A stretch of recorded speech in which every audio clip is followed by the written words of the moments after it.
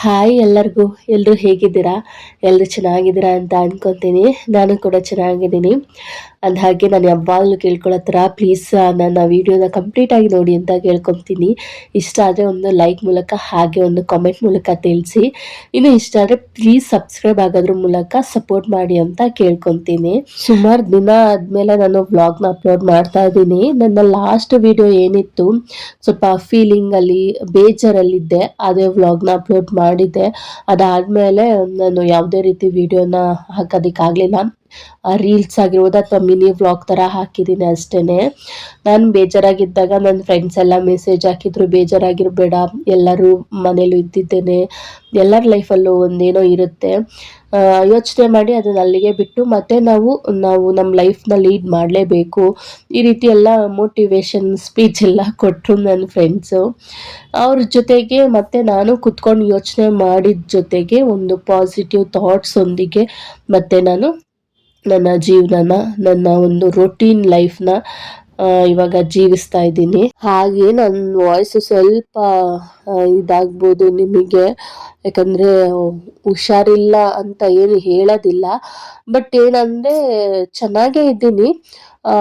ಮೂಗು ಇದ್ದಕ್ಕಿದ್ದಂಗೆ ಬ್ಲಾಕ್ ಆಗಿಬಿಡ್ತಿದೆ, ಯಾಕೆ ಅಂತ ಗೊತ್ತಿಲ್ಲ. ಇಷ್ಟೊತ್ತವರೆಗೆ ಚೆನ್ನಾಗೇ ಇದ್ದೆ. ಇನ್ನೇನು ವಾಯ್ಸ್ ಓವರ್ ಕೊಡೋಣ ವೀಡಿಯೋಗೆ ಅಂದ್ಕೊಂಡು ಸ್ಟಾರ್ಟ್ ಮಾಡೋಷ್ಟ್ರಲ್ಲೇ ನನ್ನ ಮೂಗು ಬ್ಲಾಕ್ ಆಗೋಗಿದೆ. ಸೊ ಸ್ವಲ್ಪ ಅಡ್ಜಸ್ಟ್ ಮಾಡಿಕೊಂಡು ನನ್ನ ವಾಯ್ಸ್ನ ಕೇಳಿ ನನ್ನ ವಿಡಿಯೋನ ಕಂಪ್ಲೀಟಾಗಿ ನೋಡಿ. ಹಾಗೆಯೇ ತುಂಬ ದಿನಗಳಾದಮೇಲೆ ನಾನು ಇವತ್ತು ಬೇಗ ಇದ್ದೀನಿ ಅಂತ ಹೇಳ್ಬೋದು. ತುಂಬ ದಿನ ಅಂತಂದರೆ ಹತ್ತತ್ರ ತಿಂಗಳು ಅನ್ಬೋದು, ಯಾಕಂದರೆ ಅಷ್ಟು ಸೋಂಬೇರಿ ಆಗಿಬಿಟ್ಟಿದೆ ನಾನು. ಫಸ್ಟು ಯಾವಾಗಲೂ ವ್ಲಾಗಲ್ಲಿ ಹೇಳ್ತಾ ಇರ್ತೀನಿ ಹುಷಾರು ತಪ್ಪಿರೋದ್ರ ಬಗ್ಗೆ.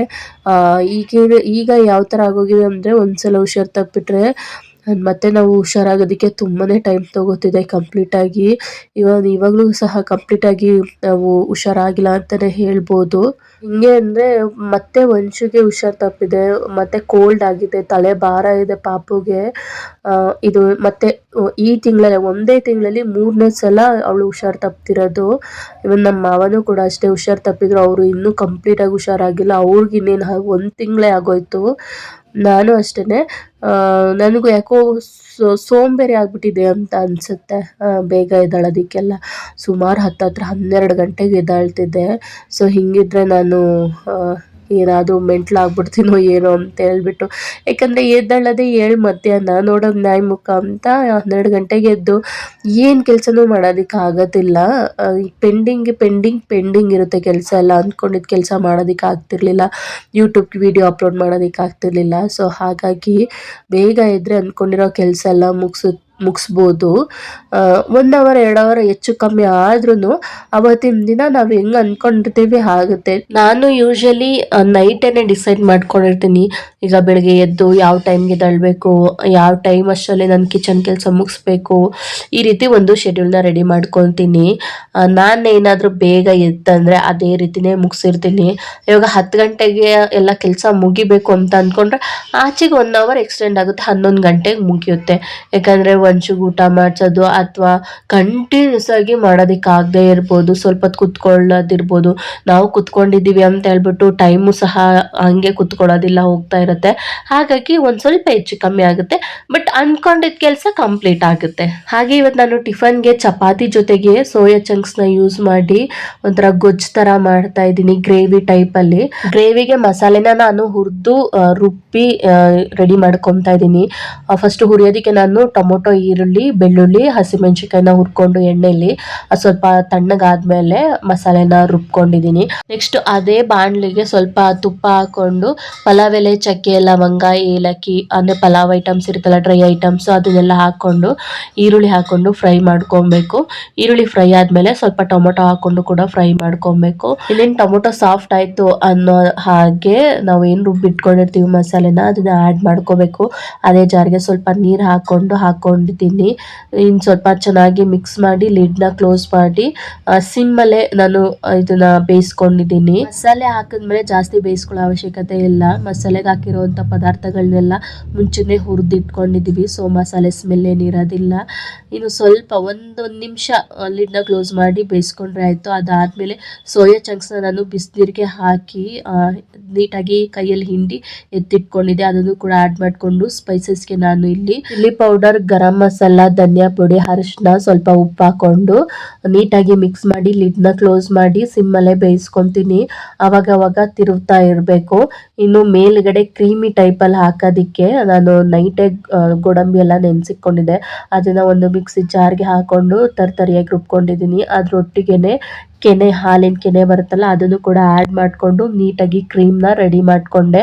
ಈ ಒಂದು ಸೋಯಾ ಚಂಕ್ಸ್ ಗ್ರೇವಿಗೆ ನಾವೇನು ರುಬ್ಬಿಟ್ಕೊಂಡಿದ್ದೀವಿ ಕ್ರೀಮು, ಇದು ಒಂಥರ ಡಿಫ್ರೆಂಟ್ ಟೇಸ್ಟ್ ಕೊಡುತ್ತೆ ಅಂತಲೇ ಹೇಳ್ಬೋದು. ಫ್ರೆಶ್ ಆಗಿ ಕ್ರೀಮ್ನ ರೆಡಿ ಮಾಡಿಕೊಂಡು ಹಾಕೋದು ಒಳ್ಳೆಯದು. ಎಷ್ಟೊತ್ತು ಒಂದು 2 ಮಿನಿಟ್ಸು ಸಹ ತಗೊಳ್ಳೋದಿಲ್ಲ. ಇನ್ನು ಅದಾದಮೇಲೆ ನಾನೇನು ರೆಡಿ ಮಾಡ್ಕೊಂಡಿದ್ದೆ ಆ ಕ್ರೀಮ್ನ ಆ್ಯಡ್ ಮಾಡಿಕೊಂಡು ಸ್ವಲ್ಪ ಬೇಯಿಸ್ಕೊತೀನಿ. ಆ ಸೋಯಾ ಚಂಕ್ಸಲ್ಲೂ ಸ್ವಲ್ಪ ನೀರು ಬಿಟ್ಕೊಳ್ಳೋದ್ರಿಂದ ನೋಡಿಕೊಂಡು ನೀರನ್ನ ಆ್ಯಡ್ ಮಾಡ್ಕೊಂಡಿದ್ದೀನಿ. ಅದಾದಮೇಲೆ ಸ್ವಲ್ಪ ಗ್ರೇವಿ ಒಂದು ಕನ್ಸಿಸ್ಟೆನ್ಸಿಗೆ ಬರೋವರೆಗೂ ಬೇಯಿಸ್ಕೊತೀನಿ. ಇನ್ನು ಒಂದು ಕಡೆ ಅದ್ರ ಪಾಡಿಗೆ ಅದು ಗ್ರೇವಿ ರೆಡಿ ಆಗ್ತಾ ಇರುತ್ತೆ, ಮಧ್ಯೆ ತಿರುಗ್ತಾ ಇರಬೇಕು. ಇನ್ನು ಈ ಕಡೆ ಚಪಾತಿನೂ ಕೂಡ ಉಜ್ಜಿ ರೆಡಿ ಮಾಡ್ಕೊತಾ ಇದ್ದೀನಿ, ಇನ್ನು ಲೇಟ್ ಆಗಿಬಿಡುತ್ತೆ ಅಂತ ಹೇಳ್ಬಿಟ್ಟು. ಸೊ ಇವತ್ತಿನ ಟಿಫನ್ ಇಷ್ಟೇನೆ. ಚಪಾತಿ ಜೊತೆಗೆ ಒಂದು ಗ್ರೇವಿನ ರೆಡಿ ಮಾಡಿಕೊಂಡೆ. ಆ್ಯಕ್ಚುಲಿ ನನ್ನ ಒಂದು ಚಪಾತಿ ಶೇಪು ಕೇಳಲೇಬೇಡಿ ನೀವು, ಆ ರೀತಿ ಬರುತ್ತೆ. ನನಗೆ ಆ ರೀತಿ ಬರ್ತಾ ಇತ್ತು. ಇವಾಗ ಬೆಟರ್, ನಾನು ಪರ್ಫೆಕ್ಟ್ ಅಂತ ಹೇಳ್ತಿಲ್ಲ, ಬೆಟರು. ಅಂದರೆ ನಾನು ಉಂಡೆ ತಗೊಂಡು ಹಿಟ್ಟನ್ನ ಒಳಗೇನೆ ಫೋಲ್ಡಿಂಗ್ ಮಾಡಬೇಕು. ಇದನ್ನು ನಮ್ಮ ಅತ್ತೆ ಒಂದು ಟಿಪ್ನ ನನಗೆ ಹೇಳ್ಕೊಟ್ಟಿದ್ದು. ಮದುವೆ ಆಗಿದ್ದು ಹೊಸದ್ರಲ್ಲಿ ಚಪಾತಿ ಉಜ್ಜು ಅಂತ ಕೊಟ್ಟರು. ಹೆಂಗೆಂಗೋ ಯಾವ್ಯಾವೋ ಮ್ಯಾಪ್ ಬಂತು. ಆವಾಗ ಅತ್ತೆ ಹೇಳ್ಕೊಟ್ಟಿದ್ದಂಥ ಒಂದು ಟಿಪ್ಪಲ್ಲಿ ನಾನು ಚಪಾತಿ ಉಜ್ಜೋದನ್ನ ಕಲ್ತ್ಕೊಂಡೆ. ಇನ್ನು ನೆಕ್ಸ್ಟ್ ಒಂದು ಕಡೆ ಗ್ರೇವಿನೂ ಕೂಡ ರೆಡಿ ಆಯಿತು. ಈ ಕಡೆ ಚಪಾತಿನೂ ಕೂಡ ಎಲ್ಲ ಉಜ್ಜಿ ಇಟ್ಕೊಂಡೆ. ಅಲ್ಲಲ್ಲೇ ಕ್ಲೀನ್ ಮಾಡ್ಕೊಂಬಿಡ್ತೀನಿ.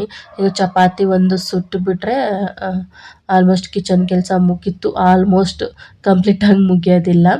ಇನ್ನು ನಾವು ಬೇಯಿಸೋದಕ್ಕೆ ಕ್ರೀಮ್ನ ಆ್ಯಡ್ ಮಾಡ್ಕೊಂಡಿದ್ವಿ.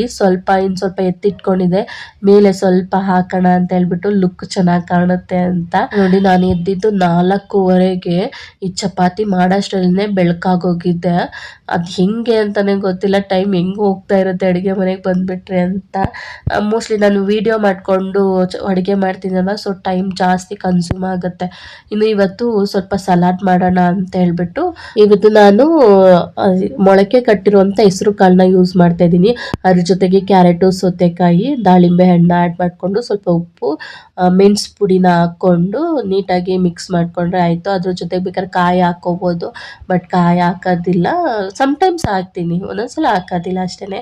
ಅದ್ರ ಜೊತೆಗೆ ಸ್ವಲ್ಪ ಲಾಸ್ಟ್ಗೆ ಕೊತ್ತಂಬರಿ ಸೊಪ್ಪನ್ನ, ನಿಂಬೆ ರಸನ ಸೇರಿಸ್ಕೊಂಡ್ರೆ ಒಂದು ಸಲಾಡ್ ರೆಡಿ ಆಗೋಗುತ್ತೆ. ಇನ್ನು ಅಡುಗೆ ಮನೆ ಕೆಲಸ ಮುಗಿದ್ಮೇಲೆ ಹೊರಗಡೆ ಕೆಲಸ, ಬಾಗಿಲಿಗೆ ನೀರು ಹಾಕಿ ರಂಗೋಲಿ ಹಾಕುವಂಥದ್ದು. ನನಗಂತೂ ಈ ಒಂದು ಕೆಲಸ ತುಂಬಾ ಇಷ್ಟ ಆಗುತ್ತೆ. ರಂಗೋಲಿ ಎಲ್ಲ ಹಾಕೋದು ಅಂದರೆ ಹಾಕಿದ್ಮೇಲೆ ಅದನ್ನು ನೋಡೋದಕ್ಕೆ ಒಂಥರ ಚೆಂದಾಗಿ ಹಾಕಿದ್ರೆ ಮಾತ್ರ ನೋಡೋದಕ್ಕೆ ಚೆಂದ. ನಾನು ಚೆನ್ನಾಗಿ ಹಾಕ್ತೀನಿ. ಇನ್ನು ನೆಕ್ಸ್ಟು ಇವತ್ತು ಸ್ಮೂತಿ ಮಾಡ್ಕೊಳ್ಳೋಣ ಅಂತ ಹೇಳ್ಬಿಟ್ಟು ಆ್ಯಪಲ್ ಇತ್ತು. ಆ್ಯಪಲ್ ಜೊತೆಗೆ ಬೀಟ್ರೋಟು, ಕ್ಯಾರೆಟು, ABC ಜ್ಯೂಸ್ ಅಂತ ಹೇಳ್ಬೋದು. ಅದ್ರ ಜೊತೆಗೆ ಸ್ವಲ್ಪ ಪುದೀನ ಆ್ಯಡ್ ಮಾಡಿಕೊಂಡು ನಾನಿಲ್ಲಿ ಹನಿನ ಸೇರಿಸ್ಕೊಂಡಿದ್ದೀನಿ. ಅದ್ರ ಜೊತೆಗೆ ಸ್ವಲ್ಪ ನೀರನ್ನ ಆ್ಯಡ್ ಮಾಡಿಕೊಂಡು ಒಂದು ABC juice detox drink ready ಮಾಡಿಕೊಂಡೆ. ಇದರೊಟ್ಟಿಗೆ ನೈಟೇ ನೆನೆಸಿಟ್ಟಿದ್ದಂಥ ಒಂದು ಚಿಯಾ ಸೀಡ್ಸ್ನು ಕೂಡ ಒಂದು ಸ್ಪೂನಷ್ಟು ಆ್ಯಡ್ ಮಾಡಿಕೊಂಡು ಕುಡಿದೆ. ಅದಾದಮೇಲೆ ಇನ್ನು ಸ್ವಲ್ಪ ಆ್ಯಕ್ಟಿವ್ ಆದೆ.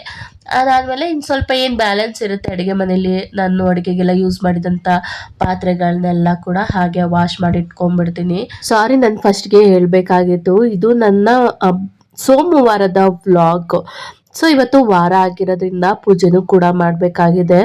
ಜೊತೆಗೆ ನಾಳೆನೇ ಹಬ್ಬ ಸ್ಟಾರ್ಟ್. ಮಂಗಳವಾರ ಗೌರಿ ಹಬ್ಬ ಮತ್ತು ಗಣೇಶ ಹಬ್ಬ ಇದೆ. ಹಾಗಾಗಿ ದೇವ್ರ ಮನೆಯನ್ನೆಲ್ಲ ಇವತ್ತೇ ಕ್ಲೀನ್ ಮಾಡ್ಕೊಂಬಿಡೋಣ ಅಂತೇಳ್ಬಿಟ್ಟು ತಲೆಗೆ ಸ್ನಾನ ಮಾಡಿಕೊಂಡು ಪೂಜೆಗೆ ರೆಡಿ ಮಾಡಬೇಕು. ಜೊತೆಗೆ ನಾನು ಡ್ಯಾನ್ಸ್ ಕಲಿಯೋದಕ್ಕೂ ಕೂಡ ಹೋಗ್ತಾ ಇದ್ದೀನಿ. ಅಂದರೆ ಇಲ್ಲೇ ನಮ್ಮ ಏರಿಯಾದಲ್ಲಿ ನಮ್ಮ ರೋಡಲ್ಲಿ ಒಂದು ಸಂಘ ಅಂತ ಇದೆ. ನಮ್ಮ ಅತ್ತೆ ಮಾವನು ಕೂಡ ಅದರಲ್ಲಿದ್ದಾರೆ. ಆ ಸಂಘದಲ್ಲಿ ಸಂಘದವರೆಲ್ಲ ಸೇರಿಕೊಂಡು ಗಣೇಶನ ಕೂರಿಸ್ತಾರೆ. ಆ ಒಂದು ಗಣೇಶ ಸೆಲೆಬ್ರೇಷನ್ಗೆ ಡ್ಯಾನ್ಸ್ ಕೂಡ ಇರುತ್ತೆ. ಸೊ ಸಂಘದವರೆಲ್ಲ ಡ್ಯಾನ್ಸ್ ಆಡಬೇಕು ಅಂತ ಅಂದರು. ನಮ್ಮ ಅತ್ತೆ ನನ್ಗೆ ಆಡಕ್ಕೆ ಬರಲ್ಲ, ನಾನು ಆಡಲ್ಲ ಅಂದರು. ಸೊ ಅವ್ರ ಬದಲಾಗಿ ಸೊಸೆಯಾಗಿ ನಾನು ಡ್ಯಾನ್ಸ್ ಆಡ್ತಾ ಇದ್ದೀನಿ. ಇನ್ನು ದೇವ್ರ ಮನೆನ ನಾನು ವರಲಕ್ಷ್ಮಿ ಹಬ್ಬಕ್ಕೆ ಕ್ಲೀನ್ ಮಾಡಿದ್ದು, ನೀಟಾಗಿ ಧೂಳೆಲ್ಲ ಹೊಡೆದು. ಅದಾದ್ಮೇಲೆ ಕ್ಲೀನ್ ಮಾಡಿರ್ಲಿಲ್ಲ. ಅಂದ್ರೆ ಕ್ಲೀನ್ ಅಂದ್ರೆ ಡೀಪ್ ಕ್ಲೀನ್ ಮಾಡಿರ್ಲಿಲ್ಲ. ಇನ್ನೆಲ್ಲ ಬೇರೆ ಪೂಜೆ ಸಾಮಾನೆಲ್ಲ ತೊಳ್ಕೊಂಡು, ದೀಪಗಳೆಲ್ಲ ತೊಳ್ಕೊಂಡು, ಧೂಳೆಲ್ಲ ಹೊಡೆದು ಕೆಳಗಡೆ ರಂಗೋಲಿ ಎಲ್ಲ ಹಾಕಿ ಪೂಜೆ ಮಾಡ್ತಾ ಇದ್ದೆ ಅಷ್ಟೇನೆ. ಡೀಪ್ ಕ್ಲೀನ್ ಅಂದ್ರೆ ಫೋಟೋ ಎಲ್ಲ ತೆಗೆದು, ಫೋಟೋ ಒರೆಸಿ, ಬೊಟ್ಟೆಲ್ಲ ಇಟ್ಟು ಮಾಡ್ತೀವಲ್ವಾ, ದೇವ್ರ ಮನೆ ಎಲ್ಲ ಧೂಳೆಲ್ಲ ಹೊಡಿತೀವಿ. ಆ ರೀತಿ ಒಂದು ಡೀಪ್ ಕ್ಲೀನಿಂಗ್ನ ನಾನು ಲಕ್ಷ್ಮಿ ಹಬ್ಬದ ಟೈಮಲ್ಲಿ ಅಷ್ಟೇ ಮಾಡಿದ್ದು. ಮತ್ತೆ ಇವಾಗ ಗಣೇಶ ಹಬ್ಬಕ್ಕೆ ಮಾಡ್ತಾ ಇದ್ದೀನಿ. ತಿಂಗ್ಳಿಗೆ ಒಂದ್ಸಲನಾದ್ರೂ ಅಥವಾ 15 ದಿನಕ್ಕೆ ಒಂದ್ಸಲನಾದ್ರೂ ಮಾಡ್ತೀನಿ. ಯಾಕಂದ್ರೆ 15 ದಿನಕ್ಕೆ ಒಂದ್ಸಲ ಕಳಶ ತೆಗಿತೀವಿ ಅಲ್ವಾ, ಎಲೆ ಎಲ್ಲ ಚೇಂಜ್ ಮಾಡಿ ಕಾಯಿ ಚೇಂಜ್ ಮಾಡ್ತೀವಲ್ವಾ. ಹಾಗಾಗಿ ಹೇಗಿದ್ರು ಪೂಜೆ ಸಾಮಾನು ಎಲ್ಲಾನು ತೊಳಿಬೇಕು. ಅದ್ರ ಜೊತೆಗೆ ಫೋಟೋದು ಕೂಡ ಧೂಳಾಗೋಗಿರುತ್ತೆ. ನಮ್ಗೆ ದೇವ್ರ ಮನೆಗೆ ಡೋರ್ ಬೇರೆ ಇಲ್ಲ. ಸೊ ಹಾಲಲ್ಲಿ ಮಾವ ಬೇರೆ ಮಲ್ಕೊಂತಾರೆ. ಬೆಡ್ಶೀಟ್ ಧೂಳಾಗಿರ್ಬೋದು, ಹಾಗೆ ಮಲ್ಕೊಂತಾರೆ ಅನ್ನೋದೊಂದು ರೀಸನ್ ನಾನು ಹೇಳ್ತಿಲ್ಲ. ಡೋರ್ ಇಲ್ದೇ ಇರೋ ಕಾರಣಕ್ಕೆ ಧೂಳು ಹೋಗೇ ಹೋಗುತ್ತೆ. ಇವಾಗ ರೋಡ್ ಸೈಡ್ ಅಲ್ಲಿ ಇರುತ್ತಲ್ವ ಮನೆಗಳು, ಅವ್ರಿಗೆ ಮಾತ್ರ ಜಾಸ್ತಿ ಧೂಳಾಗುತ್ತೆ ಮನೆಯಲ್ಲಿ. ಅಥವಾ ಮನೆಗಳೇ ಇಲ್ಲದೇ ಇರೋ ಅಂತ ಒಂದು ಜಾಗದಲ್ಲಿ ಮನೆ ಕಟ್ಕೊಂಡು ಅವ್ರ ಮನೇಲಿ ಧೂಳು ಇರಲ್ಲ ಅಂತ ಹೇಳೋದು ತಪ್ಪು.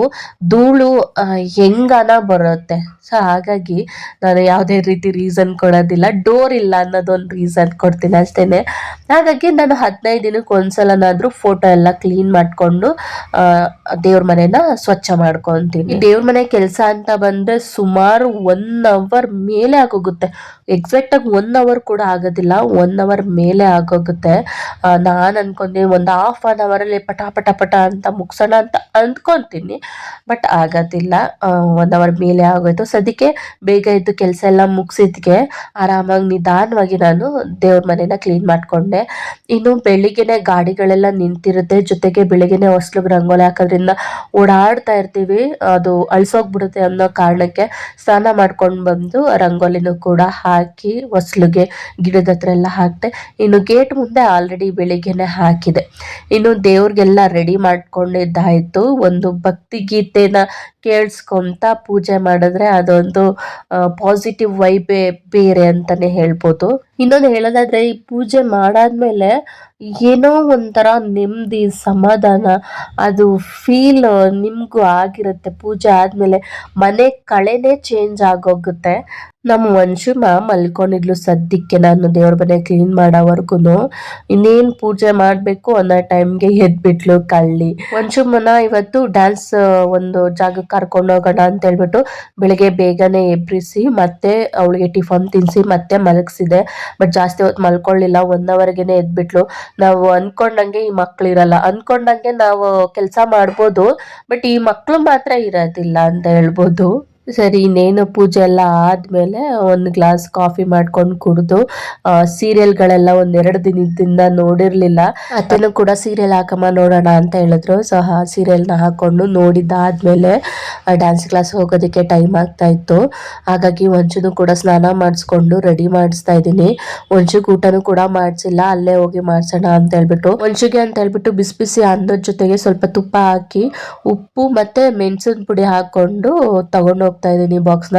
ಅದ್ರ ಜೊತೆಗೆ ಸ್ವಲ್ಪ ಕರ್ಚಿಫು, ಚಡ್ಡಿಗಳೆಲ್ಲ ತೊಗೊಂಡು ಹೋಗ್ತಾ ಇದ್ದೀನಿ. ಡೈಪರ್ ಹಾಕೋದಿಲ್ಲ, ಅಲ್ಲೇ ವಾಶ್ರೂಮ್ ಇದೆ, ವಾಶ್ರೂಮ್ ಕರ್ಕೊಂಡು ಹೋಗ್ಬೋದು. ಸುಮ್ಮನೆ ಡೈಪರ್ ಹಾಕೋದಕ್ಕೆ ಅವಳು ಬೇರೆ ಸ್ವಲ್ಪ ರ್ಯಾಷಸ್ ಬೇರೆ ಆಗೋಕ್ಕಿದೆ, ಅದಕ್ಕೋಸ್ಕರನೇ ಸ್ವಲ್ಪ ಬಿಸಿನೀರು ಕಾಯಿಸ್ಕೊಂಡು ತೊಗೊಂಡು ಹೋಗ್ತಾ ಇದ್ದೀನಿ. ಮನೇಲೆ ಊಟ ಮಾಡಿಸ್ಬೋದಿತ್ತು, ಬಟ್ ಇನ್ನು 5 ನಿಮಿಷ ಇದೆ 2 ಗಂಟೆಗೆ. ನಾನು ಲೇಟಾಗಿ ಹೋಗೋದ್ರಿಂದ ಅವ್ರು ಏನಾದರೂ ಅಂದ್ಬಿಡ್ತಾರೆ ಅಂತ, ಏನಮ್ಮ ಇಷ್ಟೊತ್ತು ಅಂದ್ಬಿಟ್ರು ನನಗೆ ಬೇಜಾರಾಗ್ಬಿಡುತ್ತೆ. ಅದಕ್ಕೋಸ್ಕರ ಬೇರೆಯವ್ರ ಕೈಲಿ ಒಂದು ಮಾತು ಅನ್ಸ್ಕೋಬಾರ್ದು ಅಂತ ಹೇಳ್ಬಿಟ್ಟು ಬೇಗನೆ ಹೋದೆ. ಸದ್ಯಕ್ಕೆ ಇನ್ನೂ ಯಾರೂ ಬಂದಿರಲಿಲ್ಲ. ಒಂದು ಅರ್ಧ ಗಂಟೆ ಆದ್ಮೇಲೆ ಬಂದರು, 2:30 ಹಂಗೆ.